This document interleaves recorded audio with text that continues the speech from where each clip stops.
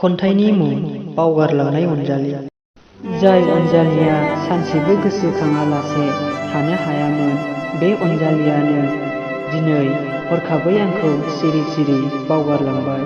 अब्ला आंहा मा बुंनांगौ खोथा दंबावो, नाथाय दङमोन आंहा नोंजों बुंनांगौ गोबां बाथ्रा।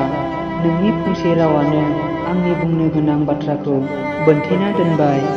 जे दिनखालि आं नोंखौ लोगो मोनजेनदोंमोन, अब्ला नोङो बुंदोंमोन आं नोंखौ माब्लाबाबो बावनो हाला, जिउ जोबजासिम नोंखौनो बजबना लागोन होनना।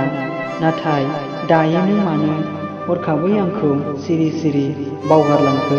मा दायनि थाखाय, मा बिखाजों आंखौ बावगारलांनो हाखो नों सना?